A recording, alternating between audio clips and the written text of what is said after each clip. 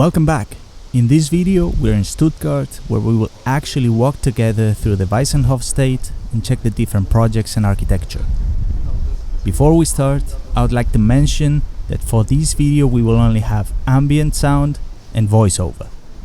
This friend of the channel left a comment some time ago requesting it, so I hope it fulfills expectations.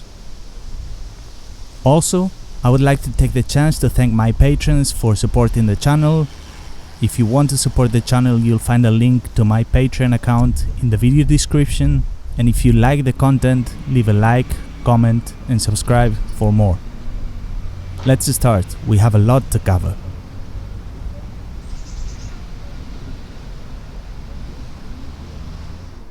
The Weissenhof is one of the most significant architecture landmarks in the 20th century. The Werkbund, together with the city of Stuttgart, selected a group of architects to discover a new, healthy and flexible way of living, and develop and improve future living standards as part of the Die Wohnung exhibition. The estate was to be built according to the proposals of the German Werkbund, made accessible to the public during the exhibition and then to the housing office. Both single-family houses and multi-story apartment blocks were planned. This was not a theory exercise with testing concepts in real-scale models, but permanent buildings destined to be used by people.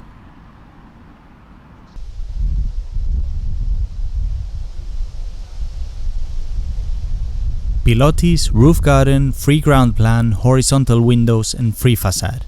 The 5 points for a new architecture, Le Corbusier's architecture manifesto, are embodied here.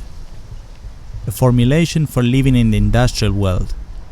His concept of the dwelling as standardized, mass-produced and serviceable like the modern car.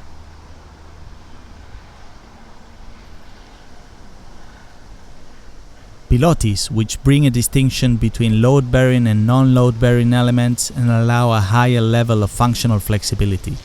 Roof garden, protection for the flat concrete roof element against temperature changes and at the same time bringing vegetation into the house space. Free ground plan, the absence of load-bearing walls allows flexible use of the living space, which can be divided by screen elements. Especially in this project, there is a lot of effort into that. Because on the upper floor of the current museum building, the transformable living space was unique in the Weissenhof, where living room and sliding beds shared space. The idea for the double use of space was the passenger train. A house is a machine for living in. Horizontal windows that cut through non-load-bearing walls along the facade and provide the space with even light, offers visual continuous connections with the exterior. The free facade sets the facade free from structural elements. The domino concept house was the first of this type. Pilottis and concrete slabs to form the structure of the house, and non-bearing walls as the skin. The houses of Le Corbusier and Pierre Jeanneret are part of the UNESCO World Heritage. If you want to see a full episode about the building, you can click on the top right corner to go to that video and later come back to this. Walking down the street, leaving the Weissenhof Museum to our left, we will pass by where the Hilbersheimer, Pölzig, Döcker and Max Stout projects once stood. Because initially the Weissenhof included 21 buildings designed by 17 architects, although only 11 remain currently. The ones missing were unfortunately destroyed during the war. And a bit further down the road we will get to the Josef Frank housing project.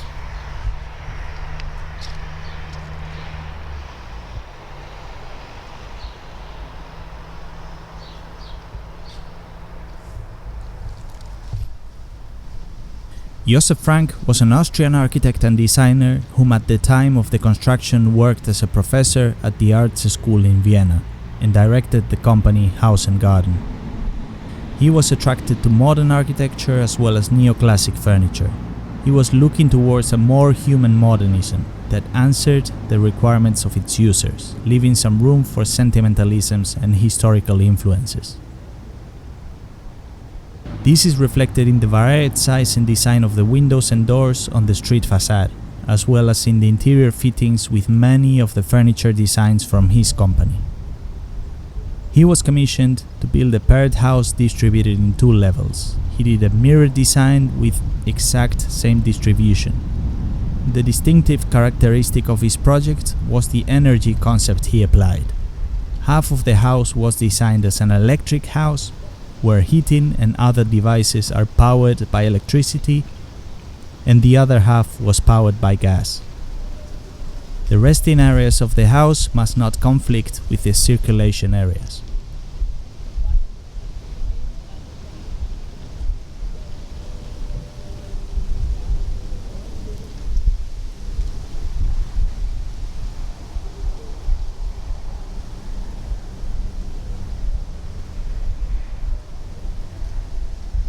Right next to it, Scharoun.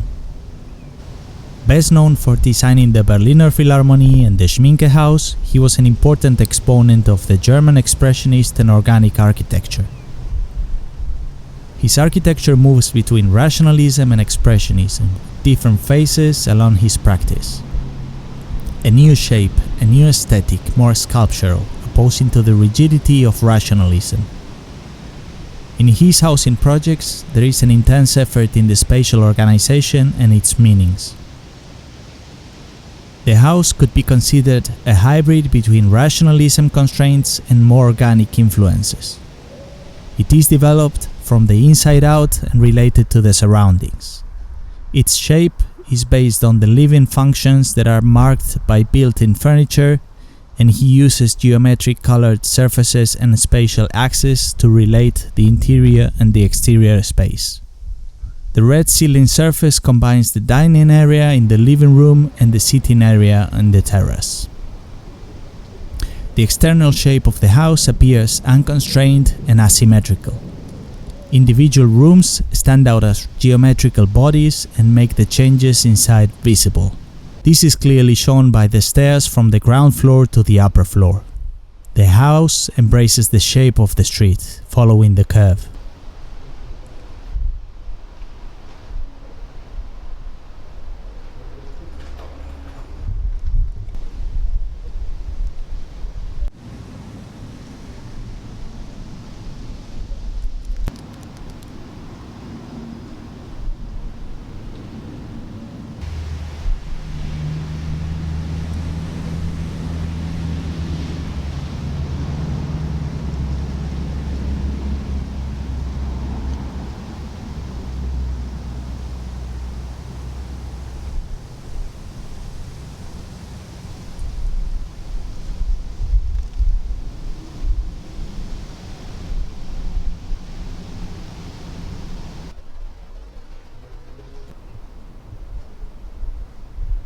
Peter Behrens' architecture starts in the Jugendstil or Art Nouveau and later moves towards a more austere approach, the new objectivity.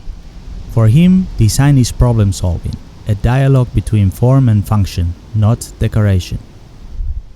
He was a founding member of the Werkbund in 1907 and that same year starts working for AEG as an artistic consultant. He is considered one of the fathers of the industrial design and one of the pioneers of the modern design. He was the first to develop the concept of corporate image.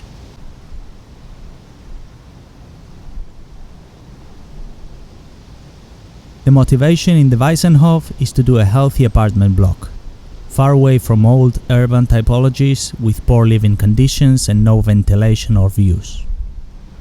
Although he is aware that the healthiest design would be a single family house, he also knows that the urban population is destined to live in apartments.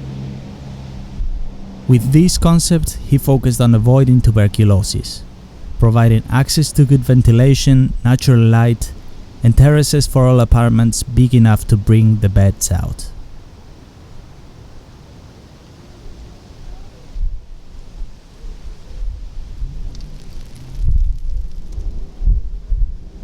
The building has interlocked structures with different apartment typologies, from single-story to multiple-story units, in such a way that one floor could function as a terrace for the one above. In that same concept, he integrates bigger terraces at different heights to give the building the added value of private common spaces. For Behrens, the terrace house was an ideal prototype of the urban apartment building.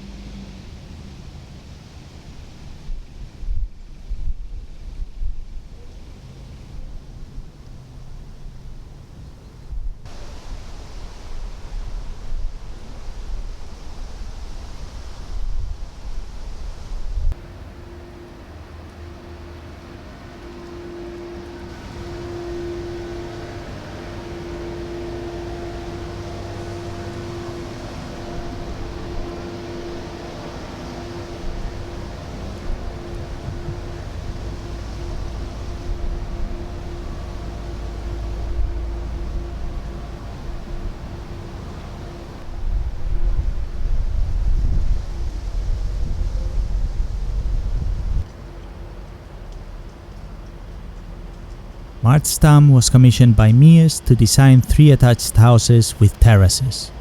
The 2 houses on the left, where both living rooms are connected to the lower garden, and the right house, supplemented by a study with roof terrace and a spiral staircase. This is Mart Stam's take on a clear and ambiguous concept of living. The focus on an honest commodity, leaving aside the wealth representation of the actual house that some see. There is no ambivalence in the house's meaning. People with lower wages should not be pushed away from living standards for an economic way of living, but invest the available money efficiently. The apartments will be modest and the economic budgets limited to the inevitable. To reduce construction costs, he omits in the project the laundry and drying room. The basement is as well omitted. His take is, the less old junk is stored, the smaller the storage room. Everything is limited to the absolute minimum necessary, including the amount of rooms and furniture, thinking as well about the maintenance and service of the house. Instead of 3 individual households cleaning 3 houses, all work can be done through the same service. Mart Stam showed the cantilever chair in his houses, which initiated a revolution in furniture construction. A deliberate reduction of materials, a rhythmic curvature, and a transparent appearance were the hallmarks of his chair model. This creation is based on Mies van der Rohe's idea of less is more, and a clear parallel can be established between this chair model and the buildings built in the colony, characterized by their dynamism, flexibility, curvature, and simplicity. If we keep walking up the street, we will get to the apartment block designed by Mies.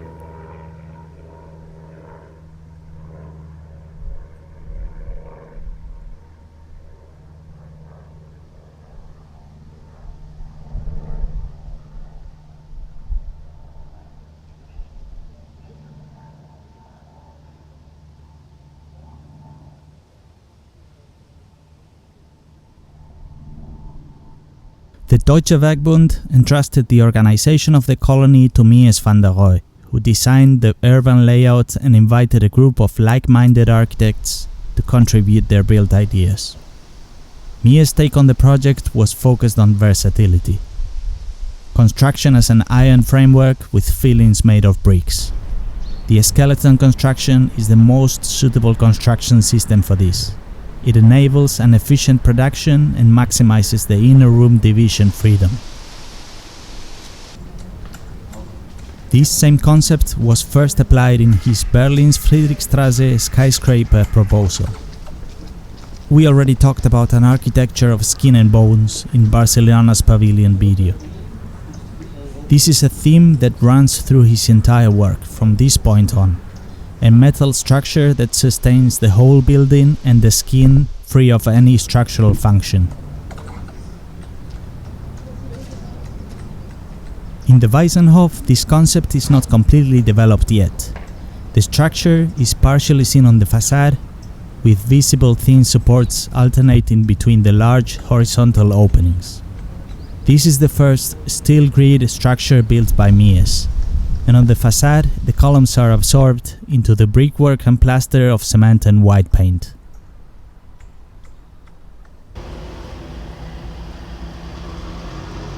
Inside, he defines the spaces for the building facilities and the stairwells.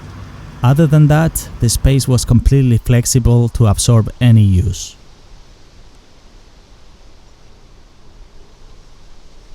Here, with the only limitation of bathrooms and kitchens as fixed rooms because of their installation, all living requirements in the remaining rooms can be satisfied with adjustable walls.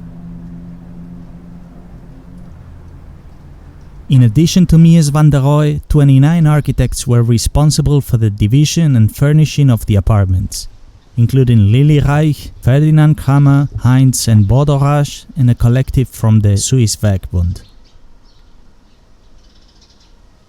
Mies van der Rohe exhibited his curved cantilever chair made of tubular steel, the so-called Weissenhof chair, in 3 apartments.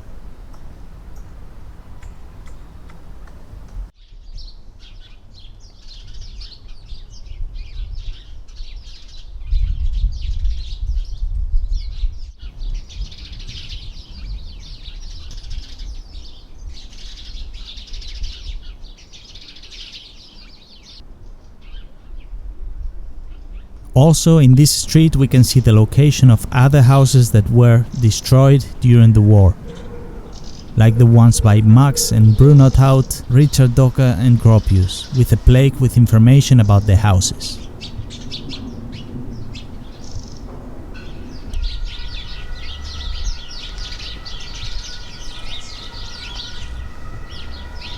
The basic starting point for the design was primarily the position of the house to the sun. The residential section was placed to the south and the economic section to the north. As far as a separation can be spoken of, it was carried out in the entrances to the apartment. Official traffic from the north, residential traffic from the south through the garden. The advantage of this arrangement is that unnecessary space only used for internal traffic, such as corridors, etc., is avoided. As a mediator between the street and the kitchen, a yard that enables work outdoors. A thin, closed wire brick wall separating it from the street ensures a clean view from the outside. An iron door, which is open in the upper part, is used to access the courtyard, so that from the kitchen it is possible to see who is ringing the bell. The door can be opened remotely from the kitchen, and suppliers can dispense their goods from the courtyard through the kitchen window. In general, wood gave great importance to the functional organization of the work processes. Although in the end it was not included for economic reasons, the wet laundry should be transported by elevator from the laundry room to the drying room above. A closet, bathroom and a toilet and 3 bedrooms were housed on the upper floor. The entire house was supplied with warm air heating.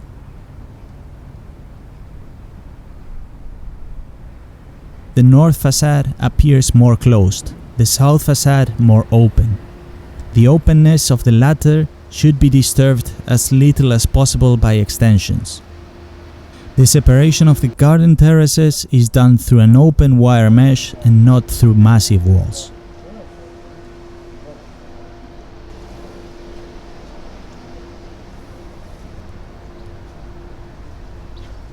Although he was born as the son of a furniture maker, where he started as an apprentice, he also studied and completed architecture in Stuttgart.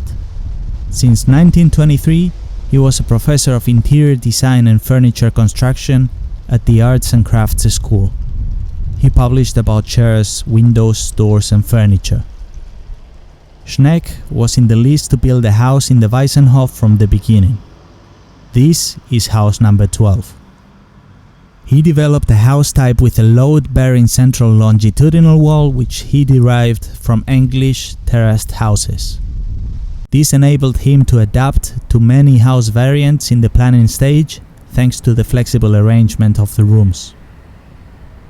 The large balcony to which the bathroom could be fully opened is particularly unusual, as it served as an air bath to promote health.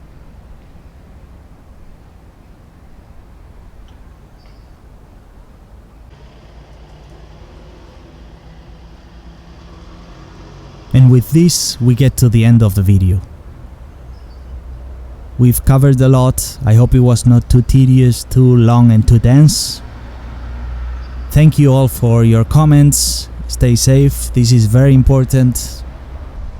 The next video will come very soon. Thank you.